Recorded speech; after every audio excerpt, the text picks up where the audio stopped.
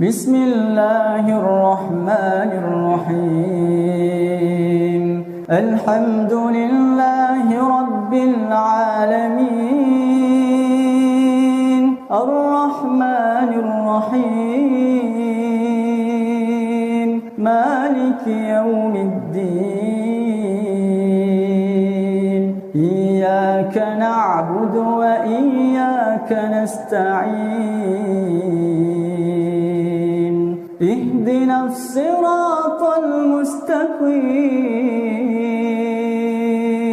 Siratal ladzina an'amta 'alaihim ghairil maghdubi 'alaihim waladdallin.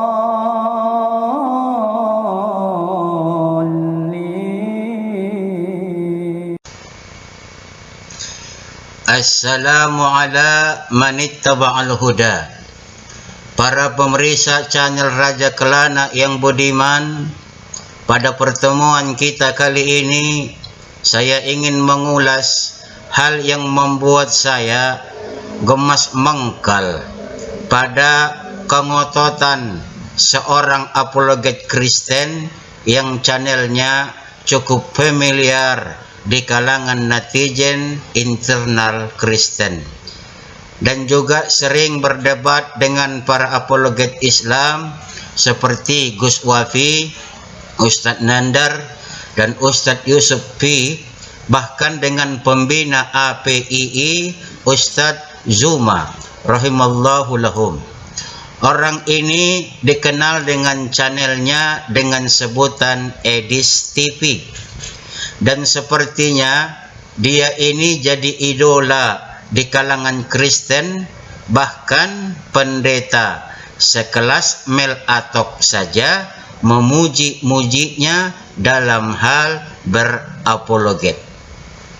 Ikhwan manittaba'al huda, tentunya para senior saya ini dalam dunia apologet telah menjawab apa yang digaungkan oleh Edis ini, seperti Nabi Muhammad adalah Tuhan dengan argumen takrif atau definisi Tuhan.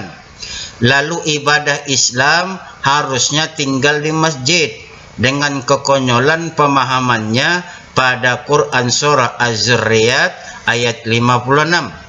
Bahkan memahami Hajarul Aswad dengan sangat keliru, seakan-akan batu itu memiliki daya magis.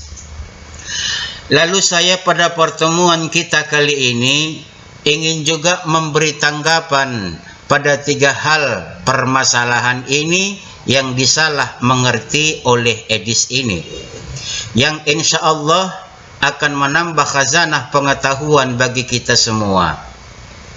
Sebenarnya kita kasihan kepada saudara kita sebangsa yang mewarisi kepercayaan penjajah ini, karena kepercayaan itu menyumbat akal sehat mereka dengan dogma cukup percayai saja.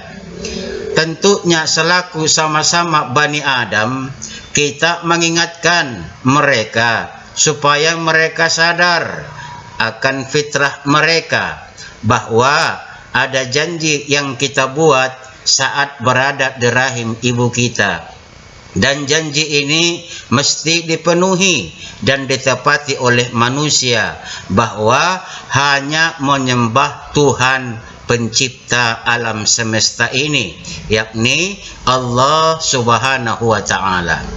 Jangan lagi orang-orang Kristen menutup hati akan kebenaran ini sehingga mereka dicap kafir oleh Allah Subhanahu wa Ta'ala. Baik, mari kita mulai menanggapi pernyataan Edis ini, yakni bahwa Nabi Muhammad sallallahu alaihi wasallam adalah Tuhan, sehingga sedikit banyaknya apa yang dipercayai oleh Kristen sedunia yang menuhankan Yesus tidak berbeda dengan Islam sendiri. Tentunya ada kenyamanan bagi Edis sendiri dengan pemahaman ini. Begitu juga dengan netizen di internal Kristen yang mengidolakannya. bahkan boleh jadi memikat para muslim untuk jadi murtad. Perhatikan dan simak baik-baik para ikhwan manittaba'al huda. Benarkah Nabi Muhammad adalah Tuhan?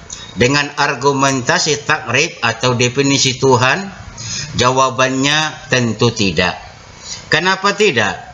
Karena ilat dari mentaati Rasul Muhammad adalah amar wajib dari Allah Subhanahu wa ta'ala.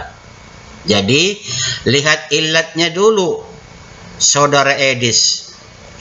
Akar masalah yang selalu digaungkan oleh Edis ini adalah definisi Tuhan, yang dimana pemahamannya pada takrib ini sangat dangkal dan subjektif, sehingga memahami Nabi Muhammad adalah Tuhan.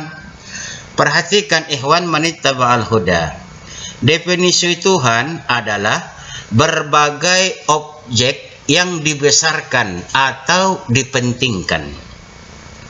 Misalnya dalam Quran surah Al-Jathiyah ayat 23. Bismillahirrahmanirrahim. Afara'aita man ittakhadha ilahahu hawahu wa adallahu Allahu ala ilmin wa khatama ala sam'ihi wa qalbihi wa ja'ala ala basarihi giswah famay yahdihi min ba'dillah afala tadhakkarun. Tahukah kamu Nabi Muhammad orang yang menjadikan hawa nafsunya sebagai Tuhannya dan dibiarkan sesat oleh Allah dengan pengetahuannya? Allah telah mengunci pendengaran dan hatinya serta meletakkan tutup atas penglihatannya. Siapakah yang mampu memberinya petunjuk setelah Allah membiarkannya sesat? Apakah kamu wahai manusia tidak mengambil pelajaran? Kemudian pada Quran surah Al-Qasas ayat 38, perkataan ini ialah perkataan ilah yang dimana Fir'aun mengakui ilah untuk dirinya sendiri. Bismillahirrahmanirrahim.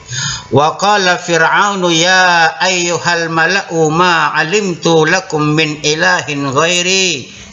Fa'uqid li ya Haman ala tini faj'al li sarhan la'alli attali'u ila ilahi Musa wa inni la'azunnahu minal kazibin. Fir'aun berkata, wahai para pembesar, aku tidak mengetahui ada Tuhan bagimu selainku. Wahai Haman, bakarlah tanah liat untukku untuk membuat batu bata. Kemudian buatkanlah bangunan yang tinggi untukku agar aku dapat naik melihat Tuhannya Musa. Sesungguhnya aku yakin bahwa dia termasuk para pendusta. Contoh ayat-ayat tersebut yang baru saya bacakan menunjukkan bahwa perkataan ilah bisa mengandung arti berbagai benda, baik abstrak seperti nafsu atau keinginan pribadi maupun benda nyata seperti Fir'aun atau penguasa yang dipatuhi dan dipuja. Perkataan ilah dalam Al-Quran juga dipakai dalam bentuk tunggal, mufrad, ilahun, ganda, musanna, alihaini, dan jamak, banyak, alihatun. Dari takrib Tuhan ini, maka pada hakikatnya bertuhan nol atau ateisme tidak mungkin. Kenapa? Karena takrib atau definisi Tuhan ilah ialah sesuatu yang dipentingkan, dianggap penting oleh manusia sedemikian rupa sehingga manusia merelakan dirinya dikuasainya. Perkataan dipentingkan hendaklah diartikan secara luas, tercakup di dalamnya yang dipuja, dicintai, diagungkan, diharap-harapkan, dan dapat memberikan kemaslahatan atau kegembiraan, dan termasuk pula sesuatu yang ditakuti akan mendatangkan bahaya atau kerugian. Atas definisi ini, Tuhan itu bisa berbentuk apa saja yang dipentingkan manusia. Yang pasti manusia tidak mungkin ateis atau tidak mungkin tidak bertuhan. Takrib Edis ini benar, Namun kesimpulannya amat sangat salah saat mengatakan Nabi Muhammad adalah Tuhan. Kenapa?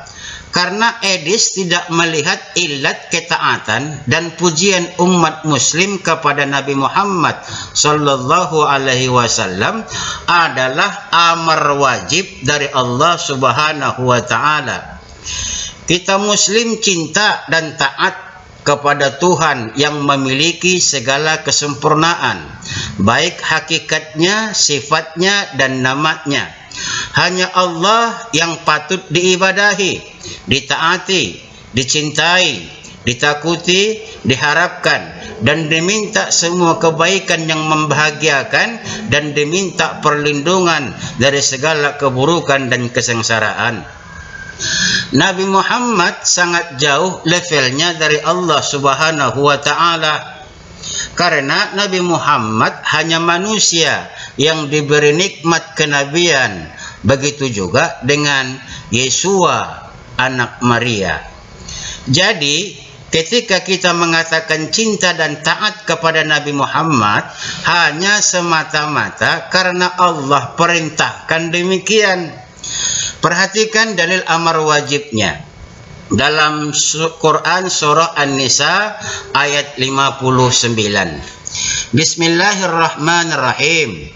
Ya ayyuhalladzina amanu atii'ullaha wa atii'ur rasula wa ulil amri minkum.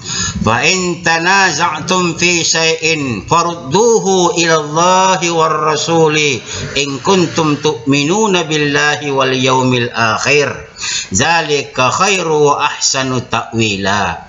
Wahai orang-orang yang beriman, taatilah Allah dan taatilah Rasul Nabi Muhammad serta ulil amri, pemegang kekuasaan di antara kamu. Jika kamu berbeda pendapat tentang sesuatu, kembalikanlah kepada Allah Al-Quran dan Rasulullah dengan sunnahnya.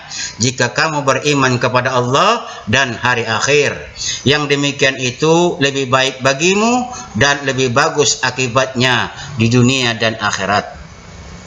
Atiu, itulah kata yang ada di dalam ayat yang baru kita bacakan. Atiu adalah fi'il amar dengan alamat bihasbin nun. Taatlah kamu, kata perintah. Ini amar wajib dari Allah kepada orang-orang beriman. Lalu kemudian Quran surah Al-Ahzab ayat 56. Bismillahirrahmanirrahim. Innallaha wa malaikatahu yusholluna 'alan nabi. Ya ayyuhalladzina amanu shallu 'alaihi wa sallimu taslima. Sesungguhnya Allah dan para malaikatnya bersalawat untuk Nabi. Wahai orang-orang yang beriman, bersalawatlah kamu untuk Nabi dan ucapkanlah salam dengan penuh penghormatan kepadanya. Dalam ayat ini ada kata sallu, dan kata ini juga adalah fi'il amar dengan alamat bihasbin nun. Bersalawatlah kamu kepada Nabi Muhammad. Jadi siapa yang Tuhan di sini menurut Anda, Edis? Tentulah Allah Subhanahu wa ta'ala yang memerintahkan untuk mentaati Rasul Muhammad sallallahu alaihi wasallam.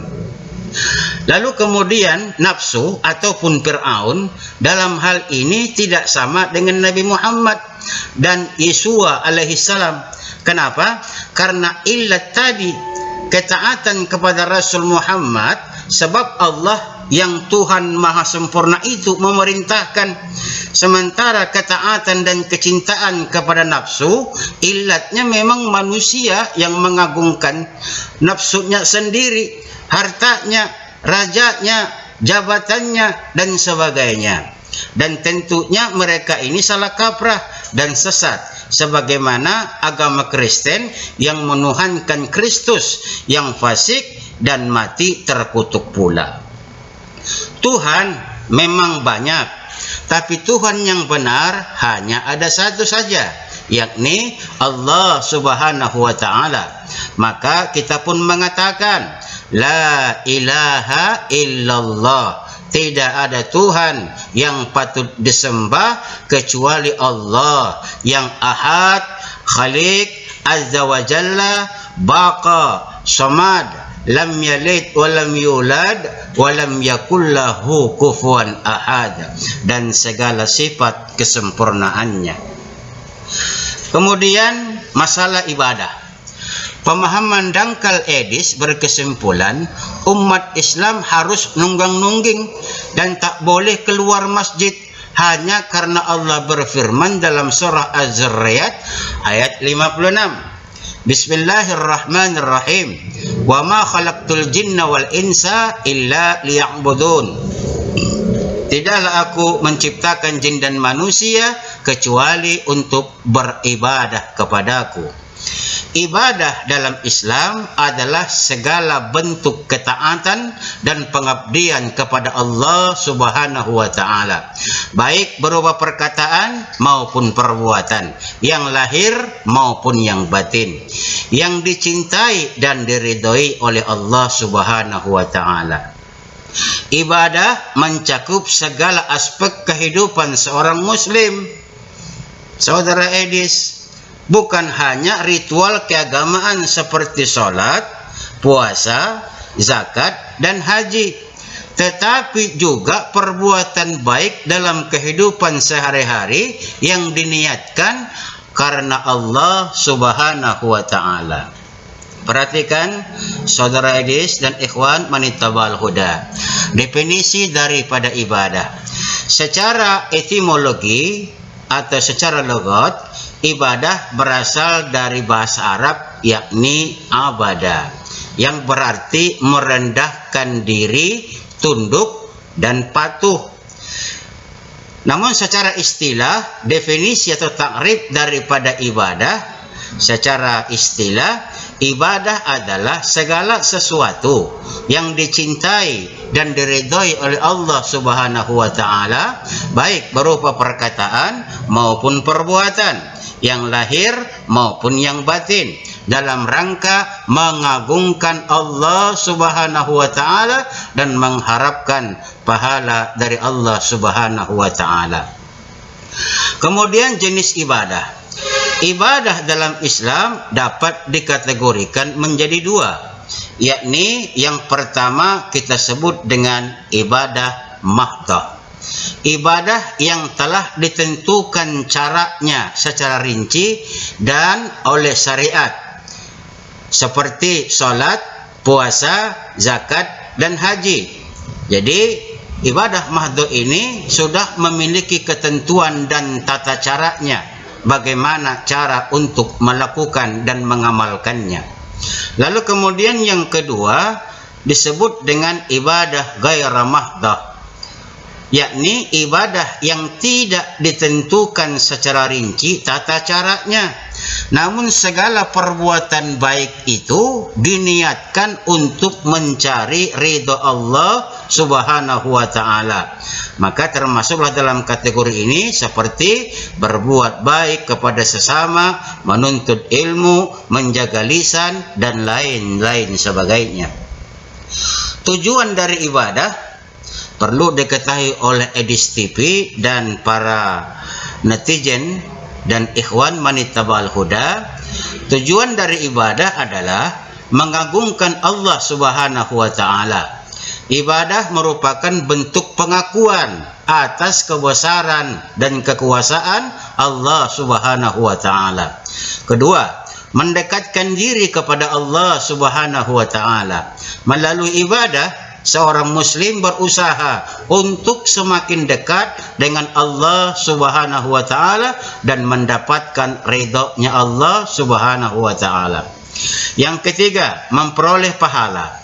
Ibadah yang dilakukan dengan ikhlas akan mendatangkan pahala dari Allah Subhanahu wa taala dan tentunya akan dekat dengan rahmat Allah Subhanahu wa taala. Kemudian selanjutnya mewujudkan ketakwaan. Ibadah bertujuan untuk meningkatkan kualitas ketakwaan seorang muslim. Kemudian yang terakhir, membentuk karakter mulia, akhlak yang baik. Melalui ibadah, seorang muslim diharapkan dapat membentuk karakter akhlak yang mahmudah, akhlak yang terpuji seperti bersikap sabar, jujur, amanah, dan lain sebagainya. Pentingnya ibadah merupakan tujuan penciptaan manusia, sebagaimana yang telah kita bacakan tadi dalam surah Az-Zariyat ayat 56. Itulah tujuan Allah menjadikan kita di muka bumi ini selaku khalifah menjalankan ibadah, di samping selaku imarah yang dimandatkan untuk mengelola bumi Allah Subhanahu wa taala ini. Kemudian ibadah merupakan sarana untuk meraih kebahagiaan di dunia dan di akhirat. Lalu kemudian ibadah juga merupakan bentuk syukur atas nikmat yang telah diberikan oleh Allah Subhanahu wa taala. Dan yang terakhir, ibadah merupakan wujud pengabdian seorang hamba kepada Tuhannya. Dengan memahami pengertian, jenis, tujuan, dan pentingnya ibadah, seorang muslim diharapkan dapat menjalankan ibadah dengan lebih baik dan istiqamah dalam kehidupannya. Jadi ikhwan manittaba'al huda, pengertian edis ini sangat tidak berbobot dan amat dangkal tentang ibadah. Sepertinya ilmu tentang Islamnya yang belajar 10 tahun katanya hanya hisapan jempol, dan yang ia tahu kayaknya hanya memframing orang yang masuk ke dalam komal dan channelnya. Selanjutnya tentang Hajarul Aswad, yakni batu hitam yang terletak di sudut tenggara Ka'bah, yang mana menyentuh dan mengusap batu tersebut adalah bagian dari ibadah haji dan umrah umat Islam. Untuk mengetahui tentang Hajarul Aswad, mari kita perhatikan hadis Nabi sallallahu alaihi wasallam. La uqabbaluka inni wa a'lamu annaka hajarun wa annaka wala tudarru wala tanfa'u walau anni ra'aitu Rasulullah sallallahu alaihi wasallam qabbalaka ma qabbalatuka. Artinya, sesungguhnya aku menciummu dan aku tahu bahwa engkau adalah batu yang tidak bisa memberikan mudarat atau bahaya dan tidak bisa pula mendatangkan manfaat. Seandainya bukan karena aku melihat Rasulullah sallallahu alaihi wasallam menciummu, maka aku tidak akan menciummu. Ini adalah perkataan dari Umar bin Khattab. Dari sini kita memahami bahwa apa yang kita lakukan saat mencium Hajarul Aswad merupakan sunnah yang ditunjukkan oleh baginda Nabi sallallahu alaihi wasallam. Jadi hadis ini menunjukkan mencium atau mengusap Hajarul Aswad adalah sunnah yang dicontohkan langsung oleh baginda Rasulullah sallallahu alaihi wasallam. Tindakan ini bukan karena Hajar Aswad memiliki kekuatan magis, tetapi sebagai bentuk ketaatan dan cinta kepada Rasulullah sallallahu alaihi wasallam. Menyentuh Hajarul Aswad selama ritual haji dan umrah memiliki nilai spiritual yang besar dan diyakini dapat menjadi saksi pada hari kiamat serta menghapus dosa. Kemudian hadis yang diriwayatkan oleh Tirmizi an Ibnu Abbas qala Rasulullah sallallahu alaihi wasallam najalal hajarul aswadu minal jannah wa huwa ashaddu bayadan minal labani pasawwadhu khotoya bani Adam. Dari Ibnu Abbas ia berkata, Rasulullah sallallahu alaihi wasallam bersabda, Hajar Aswad turun dari surga, berwarna sangat putih daripada susu, lalu berwarna hitam akibat dosa manusia. Hajar Aswad adalah batu yang sangat penting dalam tradisi Islam, berasal dari surga dan awalnya berwarna putih sebelum berubah menjadi hitam karena dosa-dosa manusia. Setelah memahami keistimewaan Hajarul Aswad melalui hadis, penting juga untuk mengetahui niat ketika mencium Hajarul Aswad, yakni dilakukan dengan niat ibadah. Mencium Hajarul Aswad harus dilakukan semata-mata karena niat ibadah dan mengikuti sunnah Rasulullah.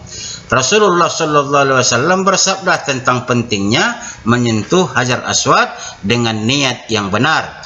Jangan sampai tindakan ini dicampuri dengan keyakinan keliru seperti menganggap Hajarul Aswad memiliki kekuatan magis. Jadi kesimpulannya, saudara Edis TV, Hajarul Aswad adalah simbol yang memiliki makna spiritual mendalam di dalam agama Islam.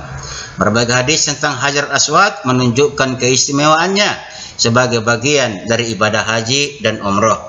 Namun, niat di balik amalan ini sama pentingnya untuk menjaga kesakralan ibadah ini.